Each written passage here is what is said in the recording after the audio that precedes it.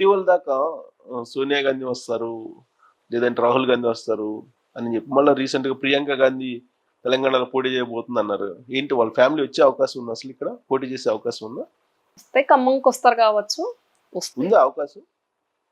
నిన్న మొన్న ఏదో పేరు ప్రకటించినట్టున్నారు ఖమ్మంలో, అంటే పరిశీలిస్తున్నట్టున్నారు. పరిశీలనలోనే ఉంది, ఇంకా ప్రకటించలేదు.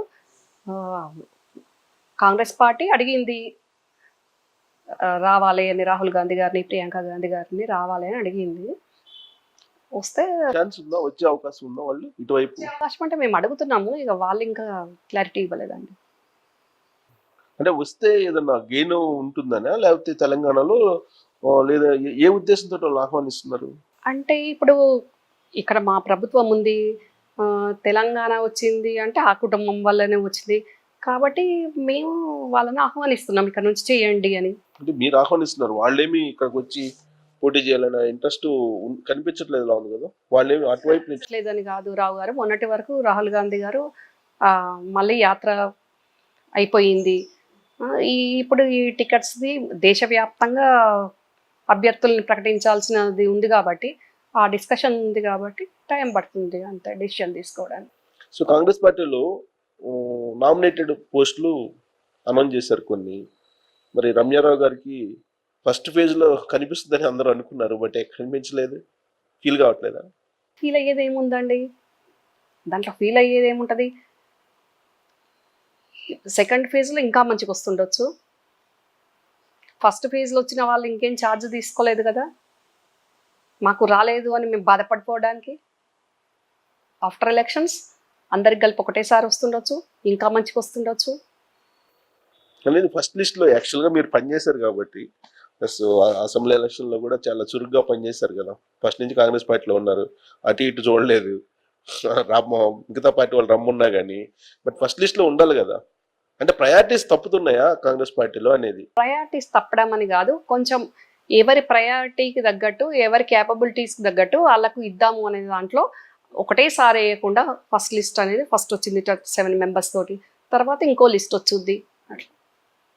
ఇప్పుడు ఆ రకంగా చూస్తే మరి మంత్రులు కూడా అందరు ఇప్పుడు చేయలే కదా అండి, ఉంది కదా మంత్రులది కూడా అట్లా అనుకోవడానికి ఉండదు కదా.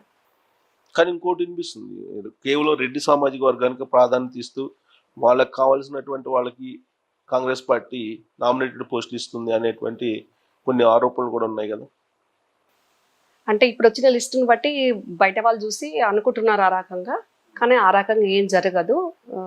కాకపోతే మొన్న వచ్చిన ఫస్ట్ లిస్ట్లో కొంచెం ఆ సామాజిక వర్గానికి సంఖ్య ఎక్కువ ఉంది, కానీ ముందు ముందు అట్లా జరగకుండా అందరినీ కలుపుకొని చేస్తారు. ఫస్ట్ లిస్ట్ వచ్చిన తర్వాత మీరు ఏమన్నా రాలేదని ఫీల్ అయ్యి ఎవరినన్నా అప్రోచ్ కావటం అని జరిగిందా?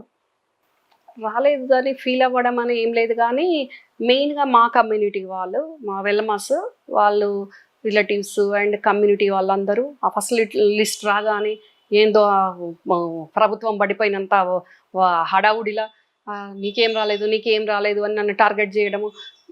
అంటే మొన్న ఫస్ట్ లిస్ట్ అని కాదు, ఎప్పుడైతే రేవంత్ అన్న ఎల్బీ స్టేడియంలో ప్రమాణ స్వీకారం ముఖ్యమంత్రిగా చేసిన ఆ రోజు నుంచే నన్ను మా కమ్యూనిటీ వాళ్ళు టార్గెట్ చేయడం పెట్టిండ్రు.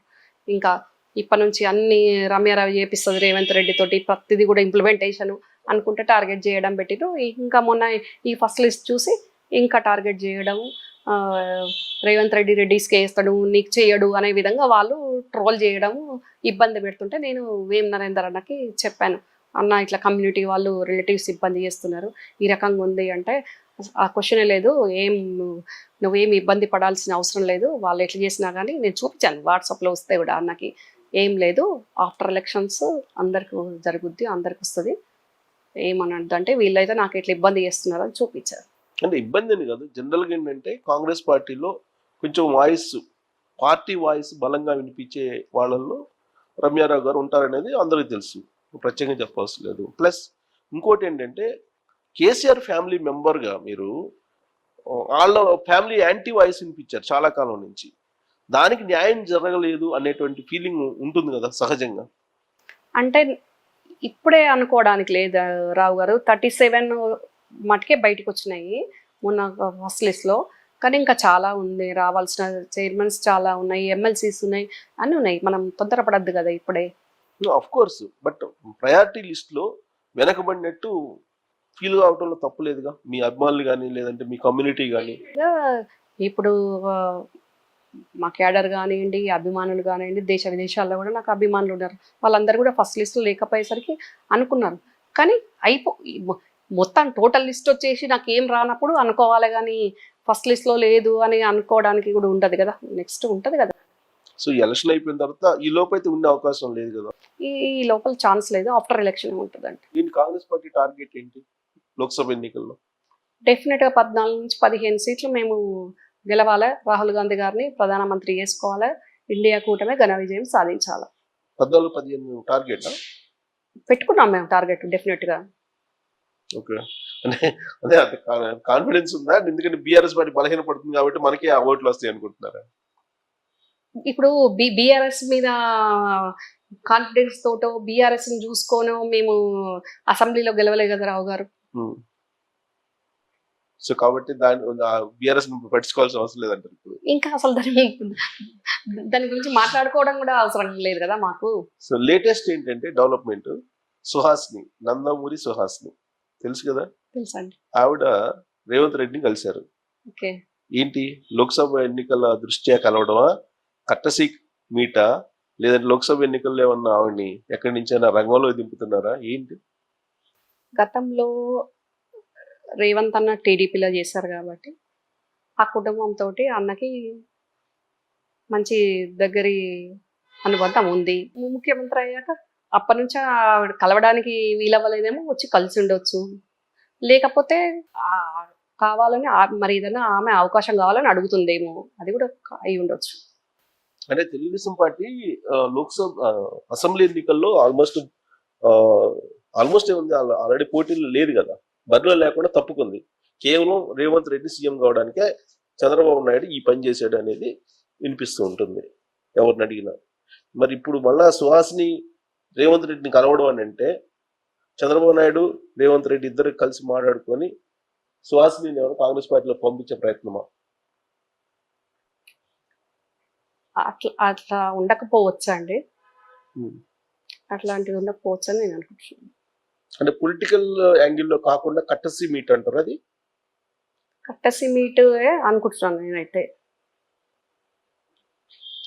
జూనియర్ ఎన్టీఆర్ వాళ్ళ బ్రదర్ జూనియర్ ఎన్టీఆర్కి రేవంత్ రెడ్డికి మంచి కార్డియల్ రిలేషన్స్ ఉన్నాయి నాకు తెలిసి. మరి తెలంగాణలో తెలుగుదేశం పార్టీ లేదు, ఆల్టర్నేటివ్ వెతుక్కుంటూ సుహాస్ని వచ్చినట్ట